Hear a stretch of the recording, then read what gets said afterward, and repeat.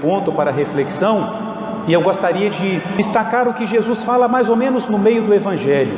Ele diz assim: quando o espírito impuro sai de uma pessoa, ele anda por lugares áridos, ele fica vagando, e não encontrando repouso, esse espírito diz: eu vou voltar para minha casa. Mas não é o inferno, não, o coração de onde ele saiu. Eu vou voltar para lá, porque aqui não está bom para mim, não. E diz que quando esse espírito volta, ele encontra a casa limpa e arrumada. Duas coisas que o demônio não gosta, de que ele não gosta: pureza, limpeza e ordem na nossa vida. Quando nós temos a pureza do coração e queremos manter a nossa vida em ordem, não fica espaço para o demônio. Então ele fala: não, aí eu não entro. Nessa limpeza, nessa ordem, não, eu não entro. Mas ele não desiste. Continua Jesus. Ele vai e busca reforço. Busca 7 espíritos piores do que ele. E aí Jesus fala: entram e se alojam naquela casa, naquele coração. E aí a triste conclusão de Jesus: o último estado dessa pessoa torna-se pior do que o primeiro, porque antes era 1, agora são 8, porque o que saiu e os 7 que ele buscou. O que Nosso Senhor quer falar para nós? Porque, meus irmãos, algo muito importante, pode parecer até supérfluo dizê-lo, mas é muito importante nós lembrarmos que aquilo que a igreja nos apresenta nas missas, ela está falando para nós. O que Nosso Senhor quer dizer para nós, com esse espírito que sai e que não gosta desse coração, busca reforço e consegue entrar? Agora eu volto ao pensamento de São Paulo: outrora erais trevas, agora sois luz no Senhor. E São Paulo continua: procurai, procedei como filhos da luz. Esse espírito que sai lembra um momento marcante da nossa vida, a nossa conversão. O momento em que nós nos decidimos a ser de Deus. O momento em que no nosso coração nós dizemos: basta de pecado, não ao pecado. Todos nós temos que ter esse momento na nossa vida. Eu não estou dizendo o momento que eu resolvi ir à missa, eu não estou dizendo o momento em que eu comecei a rezar. A conversão é mais do que isso. Eu posso vir à missa e não me converter, eu posso rezar mal, porque bem não aconteceria isso, e não me converter. A conversão é quando de fato eu, movido pela graça de Deus, tiro do meu coração, quero que saia de mim o espírito impuro, que é o pecado, que sempre de alguma forma é insuflado pelo demônio. Então a conversão é um momento importante na nossa vida. Claro, nós poderíamos falar aqui da conversão diária, da conversão contínua. Nós continuamente precisamos nos converter até o final de nossa vida, mas há esse momento marcante em que nós tomamos esse propósito, em que de alguma forma Deus nos tocou. Às vezes a conversão ocorre por um fato extraordinário, como foi a conversão de São Paulo, como foi a conversão de Santo Agostinho, mas nem sempre. A gente até tem que tomar cuidado para achar que conversão tem que ser algo extraordinário, né? Eu tenho que ter vindo de uma vida horrível para dizer que eu me converti. Não! Às vezes você já tinha uma vida cristã, mas uma vida cristã medíocre, e de repente você percebe que não é assim que Deus quer que você viva. Esse momento é a sua conversão, não é? Então nem sempre a conversão significa algo extraordinário, externamente falando. Sempre é extraordinário, porque é a ovelha que é resgatada, é o filho que volta, é a moeda que estava perdida que foi encontrada. A conversão, o espírito que sai. Porém, não estranhe que o padre vai dizer: converter-se é muito fácil, muito fácil. O difícil, meus irmãos, é manter a conversão. O difícil é o que vem depois, né? E por isso que a conversão vai se mostrar verdadeira com o tempo. Por isso, muito cuidado. Eu quero dar um testemunho da minha fé. Você está na igreja há quanto tempo? Não, tem 3 meses que eu me converti. Espera, Daqui 10 anos você volta para ver como que a sua conversão criou raízes em você. Então, o difícil não é tanto esse passo, o difícil é manter essa vida cristã. E é isso que Jesus fala, quando ele diz que esse espírito que sai, sente saudade daquele coração que já pertenceu a ele, que já esteve sujeito a ele, que ele dominava. Então, ao perceber a conversão, o demônio vai lançar novas estratégias. 7 espíritos piores do que ele, significa que ele vai te tentar por outros caminhos, que ele vai procurar um mau reforço para te levar a cair. Então, quais são as dificuldades para manter a nossa conversão? É sobre isso que eu queria frisar mais, não é? Algumas situações que, uma vez convertido, pode me causar perigo, pode me levar a voltar ao pecado. A primeira situação seria o que na vida espiritual se chama da tibieza. O que é a tibieza? É o coração morno, é aquele coração que se converteu, que se deixou abrasar pelo amor de Deus, mas que com o tempo começa a esfriar, começa a perder aquele fervor inicial. Por isso que lá no Apocalipse se vai falar daqueles que perderam o primeiro amor. O coração vai esfriando, e uma das grandes características de quando o coração começa a esfriar, e isso já são esses 7 espíritos tentando derrubar essa alma, uma das grandes características é quando a pessoa começa a não fazer caso de certos detalhes. A tibieza é comparada com um declive, uma descida muito suave, que você não pega velocidade, mas você está descendo, e quando você perceber, você já está longe. Você pegou uma descida que era muito suave e você está longe. Então a tibieza, o coração que perde aquele fervor, aquele desejo de ser de Deus, aquele entusiasmo inicial. Não fala agora do entusiasmo sensível, porque se ele não passou, ele vai passar. Mas eu falo daquele propósito firme do coração, aquele desejo de ser de Deus. A tibieza tira isso. A pessoa fica numa espécie de uma morneira espiritual, não é? Então, e se caracteriza por esse descuido, sobretudo com os pecados pequenos, vamos dizer assim, não é? A pessoa venceu às vezes um pecado grave, mas dali a pouco não percebe que está pecando venialmente, e pensa assim: não, isso aí não me leva para o inferno, isso aí não me impede de comungar, então não tem problema.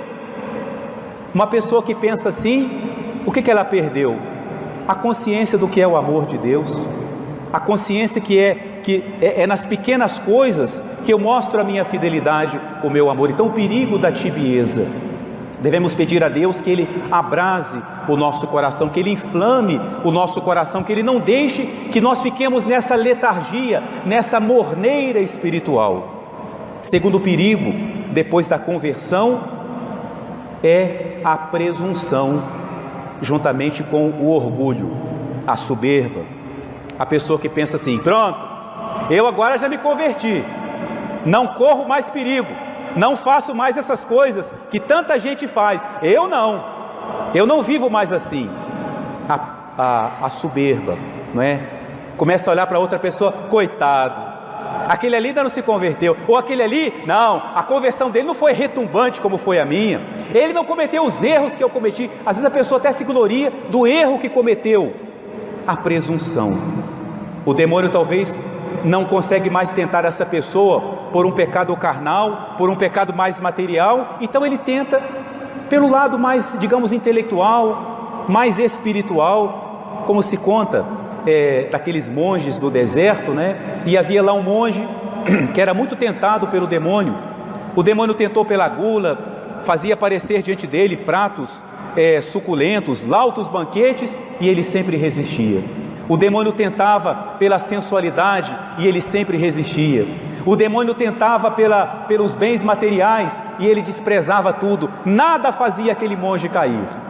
Mas são 7 espíritos, e um dia então o demônio chega para aquele monge e fala assim: você se lembra do monge Pacômio? Estou aqui o nome só colocando o nome na história.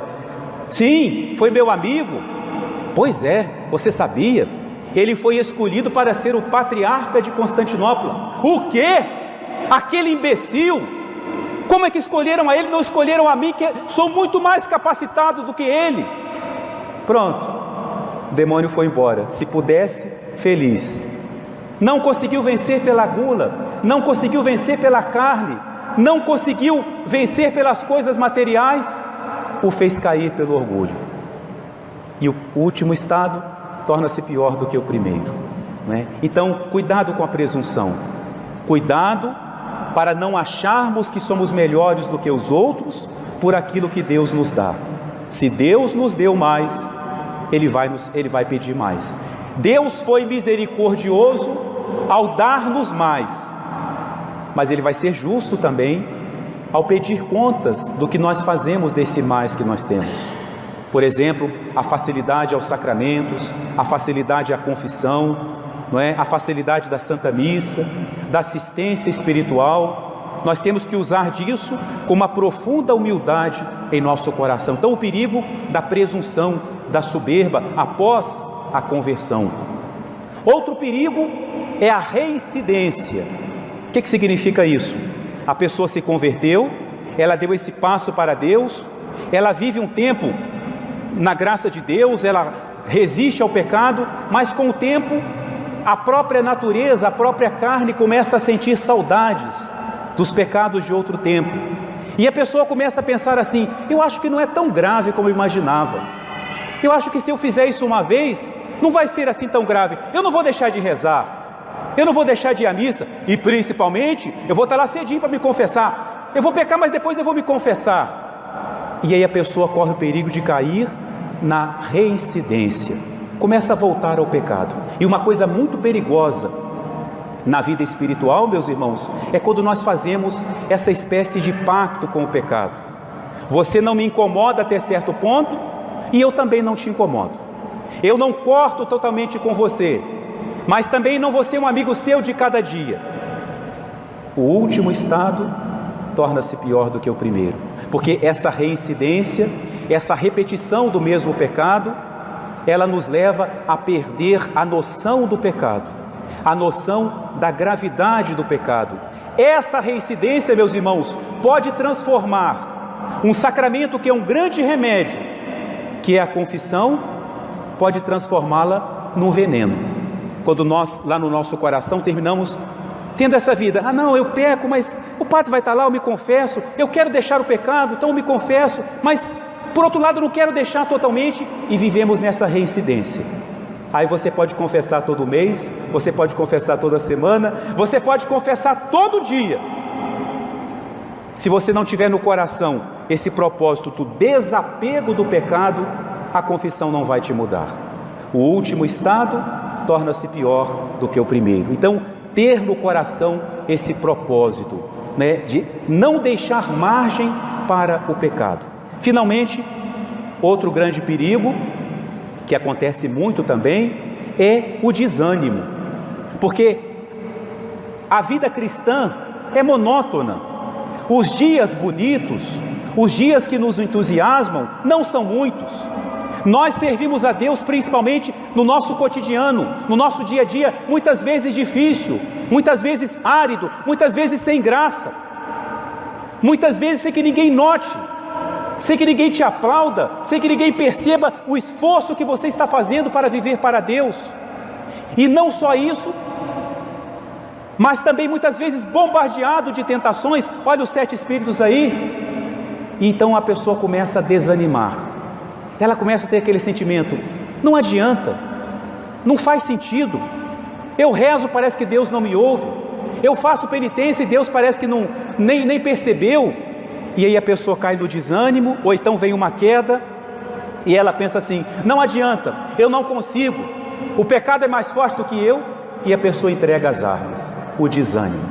O último estado torna-se pior do que o primeiro. Meus irmãos, como fazer para isso não acontecer conosco? Aí agora vamos ao final do Evangelho, quando aquela mulher do meio do povo, ela quando viu a sabedoria de Jesus, quando ela viu a grandeza daquele mestre, que não ensinava como os outros, mas que primeiro fazia, para depois ensinar, e que falava coisas que desagradavam àqueles que pregavam naquele momento, ela, para elogiar Jesus, ela pensou na mãe de Jesus. Olha que isso já está no início da história da nossa salvação, olhar para Jesus e pensar em Nossa Senhora. Então ela, para elogiar a Jesus, elogiou Nossa Senhora.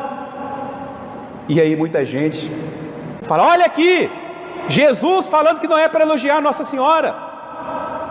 Não foi isso que Jesus fez. A mulher disse: feliz o ventre que te trouxe, bem-aventurado o ventre que te trouxe, os peitos que te amamentaram. O que Jesus fez? Aumentou o elogio. Ele não tirou o elogio de Nossa Senhora. Jesus não falou assim, absolutamente. Jesus acrescentou, Jesus aperfeiçoou, dizendo: bem-aventurados os que ouvem a palavra de Deus e a colocam em prática. Quem? Como Nossa Senhora ouviu a palavra de Deus e a colocou em prática? Comparemos a reação de Nossa Senhora ao anúncio do anjo com a reação de Zacarias. Zacarias duvida, Nossa Senhora não. Eis a serva do Senhor, aceita de olhos fechados o plano de Deus, ouviu a palavra de Deus e a colocou em prática. Então Jesus acrescenta a felicidade de Nossa Senhora de ser a sua mãe, a felicidade de ela ser a discípula perfeita, aquela que mais viveu o que Jesus ensinou. E essa, meus irmãos, esse é o caminho, se nós queremos perseverar no caminho da conversão, ouvir a palavra de Deus, como estamos ouvindo, e colocá-la em prática. Vamos fazer ao sair da igreja, durante a semana, na nossa vida, no nosso trabalho, na nossa casa, na nossa família, com os nossos amigos, nos mais diversos ambientes. É lá que eu vou colocar em prática a palavra de Deus. E tem um detalhe bonito hoje na missa, que tem exatamente a ver com isso, é que a igreja fala muito hoje dos olhos. Depois vocês podem olhar ele nos seus missais, o introito da missa de hoje, Salmo 24, oculi mei semper ad Dominum, os meus olhos estão sempre voltados para o Senhor. Por quê? Porque Ele livra os meus pés da armadilha, do buraco. Olha que comparação bonita.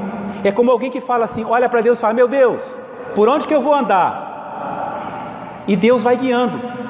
Tem um buraco na sua frente, mas você não cai. Por quê? Porque você olha para o abismo? Não, você olha para Deus, e Deus fala: meu filho, é por aqui, desvia, tem um buraco aí, sai dessa situação, deixa essa ocasião, corta com essa amizade, desliga esse celular, corta com isso na sua vida. Ele te desvia dos perigos. Você olha para Ele, oculi mei semper ad Dominum, os meus olhos estão sempre para o Senhor. Ouvir a palavra de Deus, ler, contemplar a palavra de Deus. E depois, novamente no gradual, no trato, mais uma vez um salmo que fala dos olhos, o Salmo 122, belíssimo. Sicutóculi servorum, imanimus dominorum suorum, assim como os olhos dos servos estão fixos na mão de seu Senhor. Basta que o Senhor faça um gesto e o servo está pronto para praticar, para fazer aquilo que o seu Senhor lhe pede. Então diz: ita oculi nostri ad Dominum Deum nostrum, assim os nossos olhos estão fixos em Deus.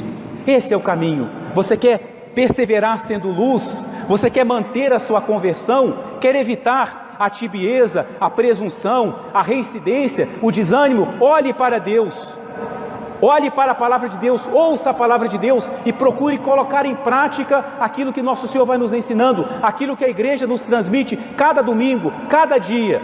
E assim nós não teremos medo nem de um, nem de 7, nem de uma legião de espíritos impuros, porque nós não vamos confiar em nossa força, mas vamos confiar na força e na graça de Deus que age em nossa vida. Em nome do Pai, e do Filho e do Espírito Santo.